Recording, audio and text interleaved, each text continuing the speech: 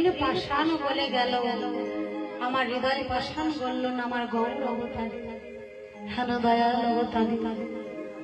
তাই তো মহাজন বলছেন, মাগো গৌর হরির গুণের কথা এক মুখে বলে শেষ করা যায় না।